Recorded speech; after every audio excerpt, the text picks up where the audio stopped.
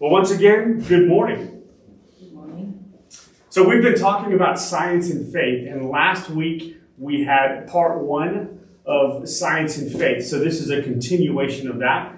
And my intent is we're going to talk a little bit more about this today, and then next week we're going to focus on one particular area of controversy and disagreement between modern secular scientists and people of faith. And the next week it'll be creation itself. And then the week after that, we'll be talking about how man came to be, whether through creation or evolution. So creation next week will be focusing on the universe, the world, all of this with just a little bit about mankind. And then the following week will be about evolution versus creation, progressive creationism, etc.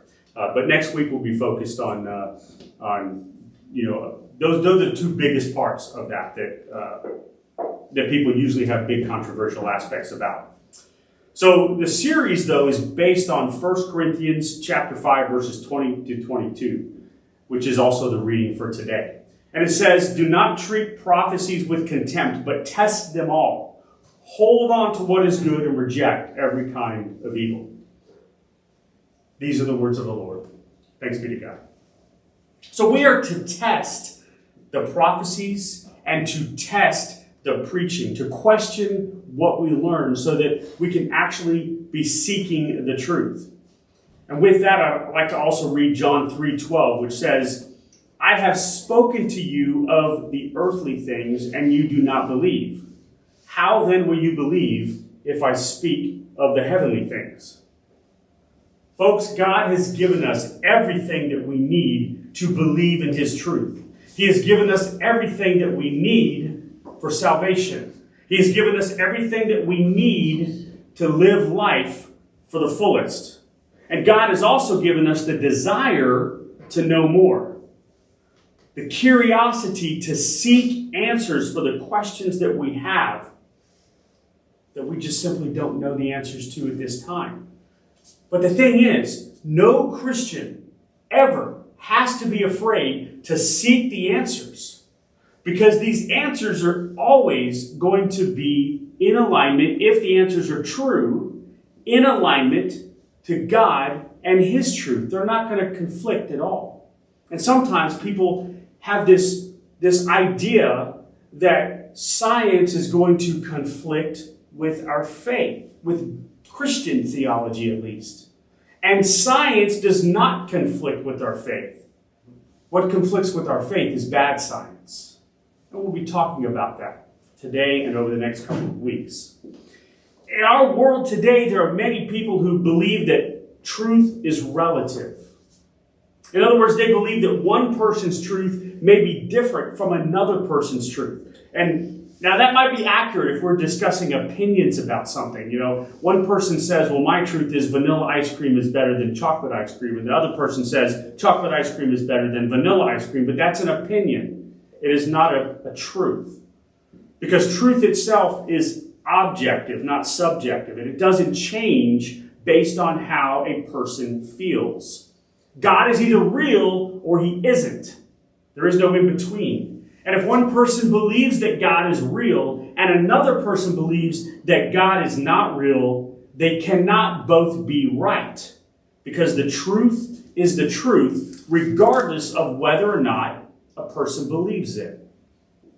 And then, of course, we have perspective. And one's perspective may be different than somebody else's perspective. The way one looks at things might be perceived as truth, even as others look at the same thing and perceive it differently based on their perspective. The September 17th, 1992 issue of Bits and Pieces shares the following story. To please his father, a freshman in college went out for track. He had no athletic ability, although the father had been a very good runner in his day. His first race was a two-man race in which he ran against the best runner in the school. And he was badly beaten. But not wanting to disappoint his father, the boy wrote home and said, "You will be happy to know that I ran against Bill Williams, the best miler in the story. He came in next to last, while I came in second. Perspective. He clearly made his dad think that he'd beaten the best runner in the school, although he didn't. But neither did he lie. Abraham Lincoln was once having an argument with someone, and to make his point, he said, well, let's see. How many legs does a cow have? 4, of course, came the reply. That's right, agreed Lincoln. Now suppose you call the cow's tail a leg. Now, how many legs does the cow have? Well, 5, of course, said the confident reply. Now that's where you are wrong, said Lincoln. Calling a cow's tail a leg doesn't make it a leg. He still only has 4 legs. And I think we see similar discussions happening right now in our society. Just because someone makes up their mind about something doesn't mean it's true. And we as Christians need to always stand for the truth, because if we don't stand for the truth, then we're not representing Jesus Christ. And if we're not representing Jesus Christ, then we can't really say we are his followers. We have to stand for the truth all the time. Now, one of the reasons that there's conflict between Christians and non-Christians is because of perspective on the Bible. And many people claim that there are scientific mistakes in the Bible, and that's why they don't believe it. And I said last week, and I'd like to reiterate, that science and faith do not have to be in conflict with each other. And if there is a conflict, it's either because there's bad science, or there's bad religion or bad faith. Or maybe there's both. But regardless, that doesn't mean that the Bible is inaccurate. Misinterpreted maybe, but not inaccurate. Many Christians simply respond to the accusation that the Bible is inaccurate by saying, well, the Bible is a textbook for faith and religion, but it's not for science. So the details don't speak precisely to the data of science and history, but rather in large generalities. Now, there may be some truth to that. For example, when it comes to creation, the Bible explains the fact of creation, but it doesn't give the specific method or even the timeline. The Bible is not a scientific textbook that gives specific, technical, scientific details and mathematical formulas that explain nature and the created world. The Old Testament has been in existence for about 3,500 years. And the New Testament for almost 2,000 years. So think about all of the scientific textbooks and scientific writings that humans have used throughout the years and how quickly they become outdated. But the Bible is not outdated and it still remains true. But here's the thing. The Bible does represent the basic principles of science and major historical events once it's put into context. It's interesting to note also that when biblical descriptions present scientific principles and scientific data, with careful research and study on the subject, the Bible has always been proven to be fully accurate in what it teaches. Now, although the Bible is pretty broad and doesn't provide extremely technical, detailed narratives of particular scientific descriptions, it does provide an accurate basis for the study of history, of literature, of psychology, economics, law, education, sociology, and many other disciplines. And it presents the truth in every single one of them. I mentioned in our Christian News You Can Use this morning about how archaeology is being used to prove the Bible. Modern science grew out of Christianity. And many people who are considered to be the best of the earliest scientists, at least the well-known, Isaac Newton, Johann Kepler, Robert Boyle, Lord Calvin, Louis Pasteur, they all believed that they were glorifying God through their pursuit of science. And nothing they discovered conflicted with the belief in God or with what the Bible teaches. Now, to be perfectly clear, if scientific research is going to be fruitful, it must actually rely on a biblical worldview. It must rely on the existence of God. Now, if you're disagreeing with me at this point, let me explain why that is true. Fruitful scientific research requires the belief that the laws of physics and the laws of logic are fixed and that cause and effect can be determined both rationally and logically, where we can have confidence that what we see and observe in experiments can be seen over and over based on using the exact same conditions for the experiment. In other words, the world is required to be organized in order for science to be effective. But according to atheists and the secular worldview, the required organization actually comes from randomness and chaos. And randomness and chaos don't create organization. It makes no sense. So again, there is no conflict between Christian theology and true science. The reason for that perception is based on modern evolutionary scientists who have arbitrarily and incorrectly added to the definition of science that there cannot be an external supernatural force involved. And once that is excluded, it takes away the notion of God who can act within the natural world. You know, the one that He created. Now, with this in mind, even the possibility of creation by God, again, is totally excluded. Not because of the facts that are presented, but because of the anti-God and anti-creationist attitude. The problem, however, is that the explanations that are used for these natural processes don't answer the questions and they don't solve the problems. God must be considered as part of the solution in order for science to actually be based on truth, or at least the full truth. For example, the most universal scientific principle is the principle of causality, also known as the law of cause and effect. And when we try to determine what caused an event, in science we continue to backtrack to find out what caused each event preceding it.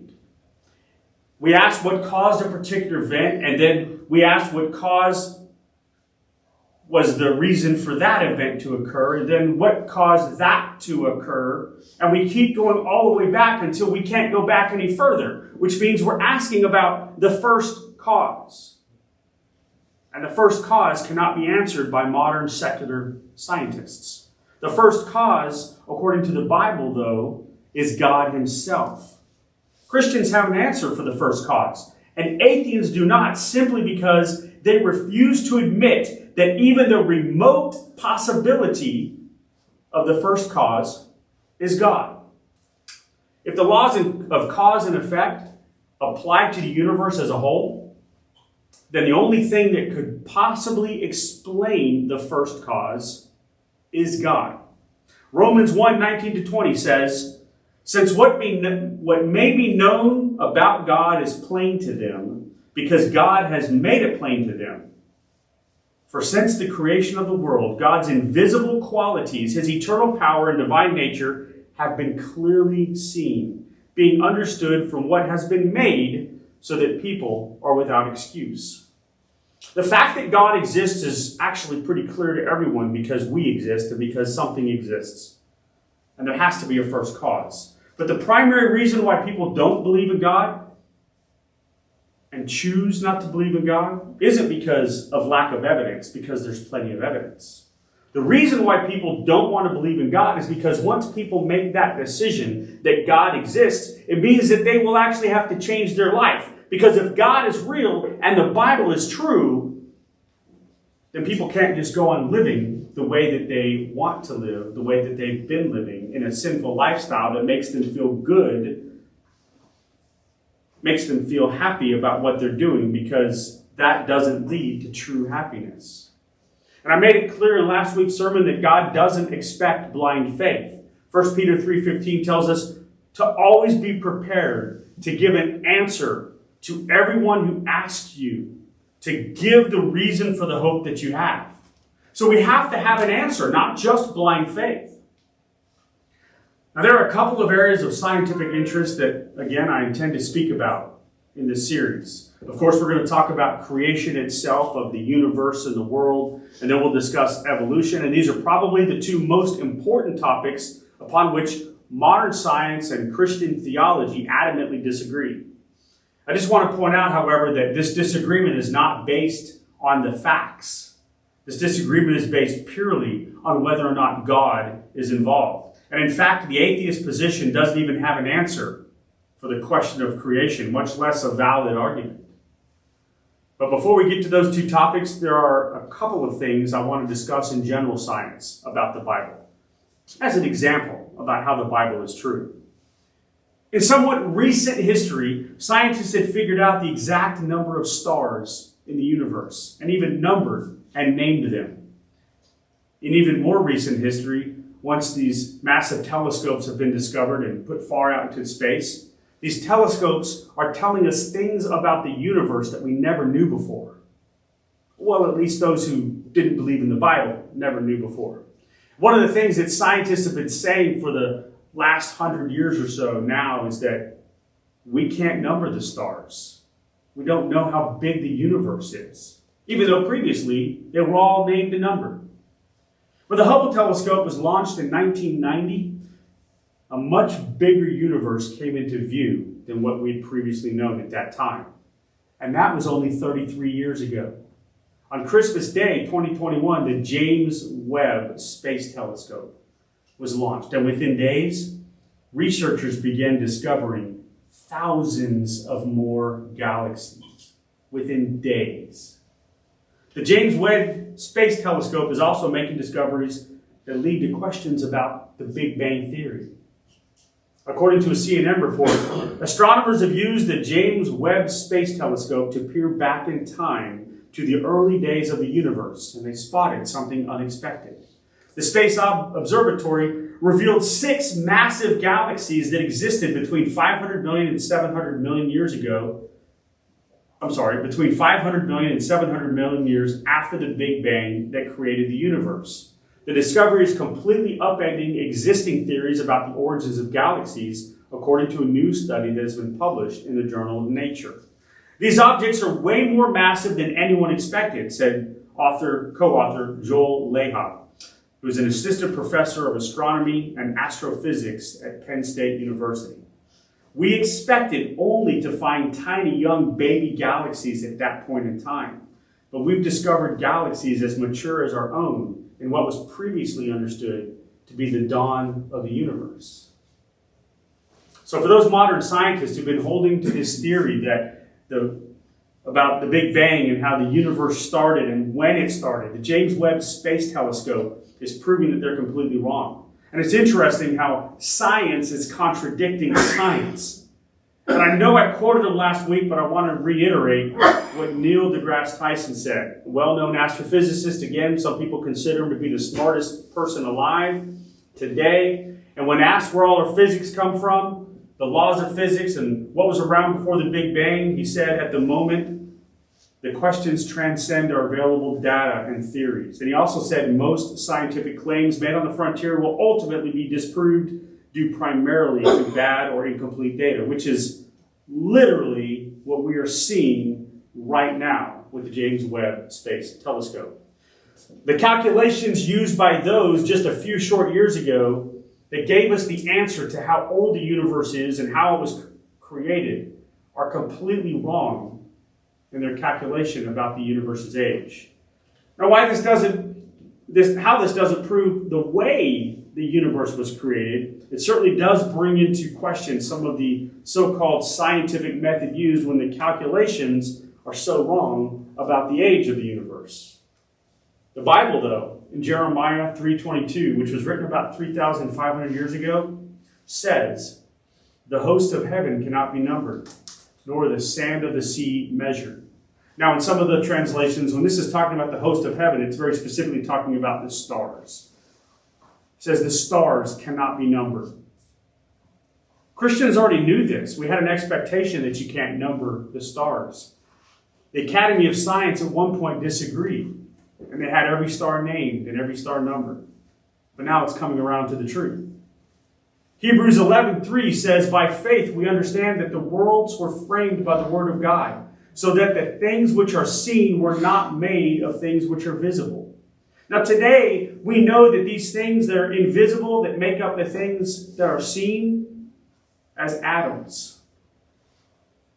But Hebrew was written almost 2,000 years ago.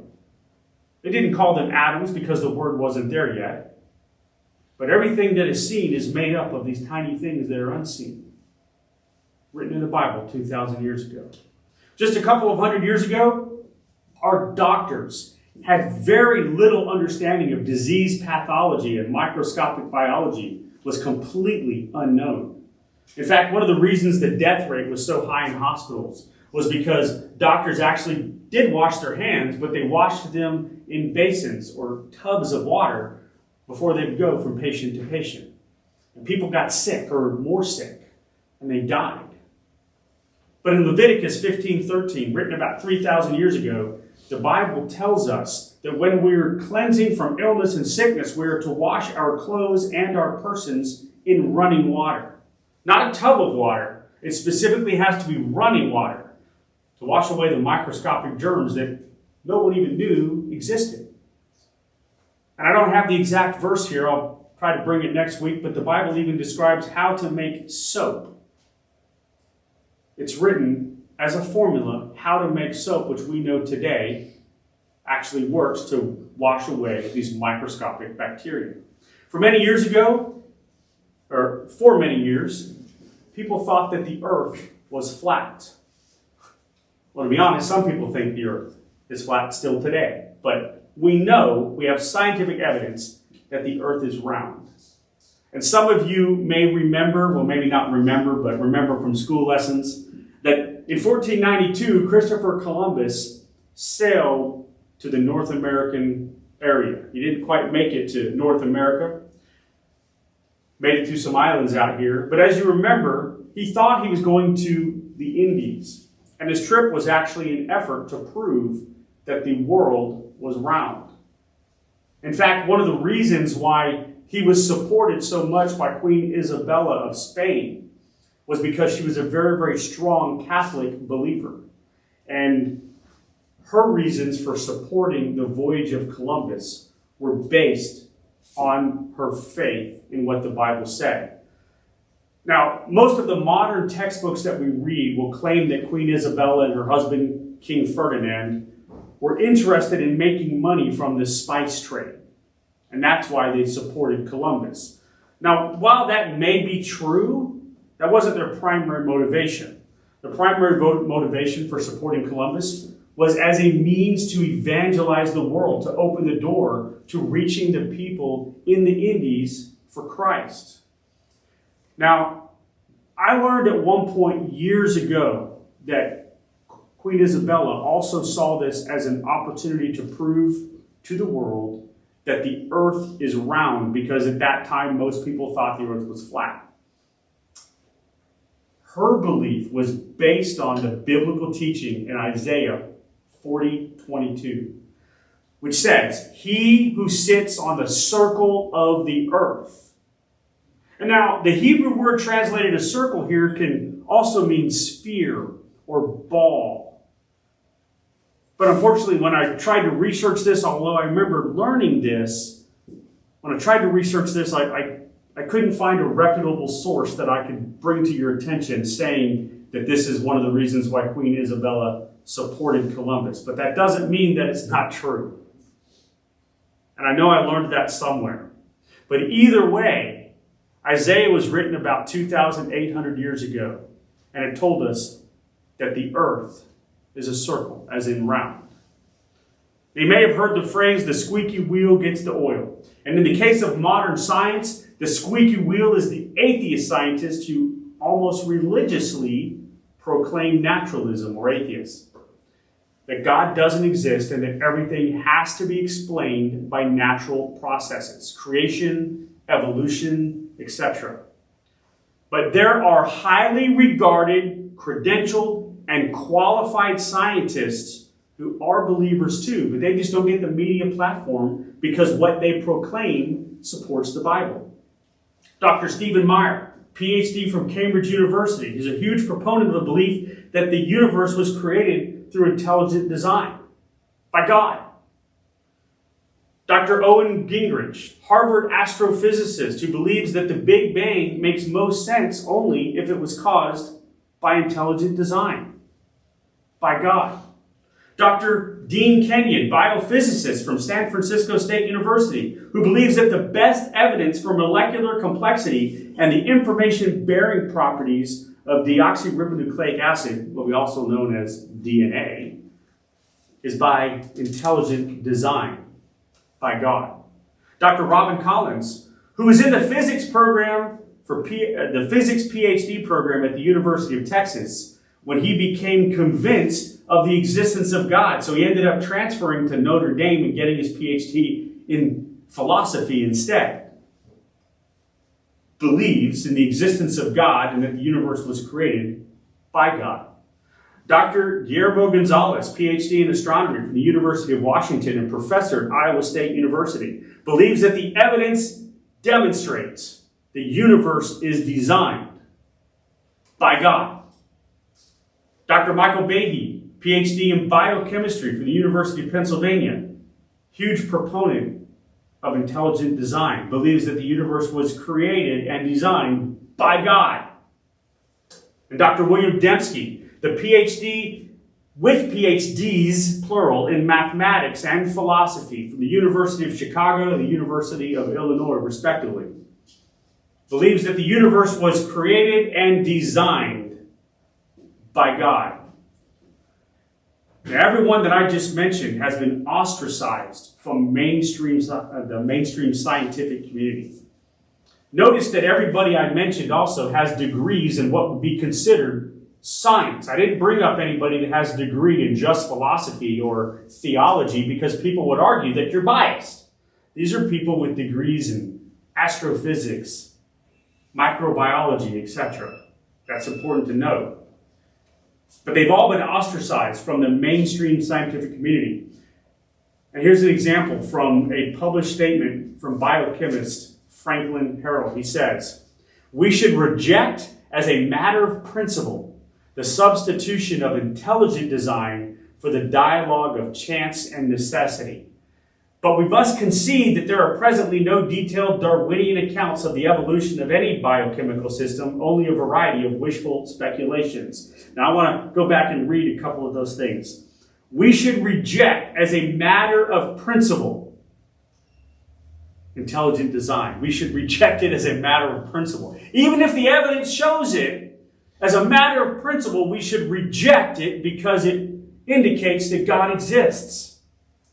And then he says, but we must concede that there are presently no detailed Darwinian accounts of the evolution of any biochemical system.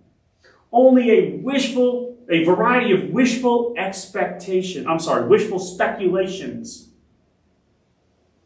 There is no proof of evolution. None. Just wishful speculations. But yet, based on the fact that the individuals who propose and share the idea that the universe was created by God, they should be banished. They should be rejected because they bring God into the picture. But yet, here we are. And I think the truth is actually pretty clear. God is real. Science and faith do not conflict. Only bad science and faith conflict. Let's pray. Father, thank you for giving us the opportunity to learn more about you. Please allow us to see the message that you have for us and to show how we can share that with others and how we can apply it to our lives. All this we ask in the name of your Son, Jesus Christ. Amen.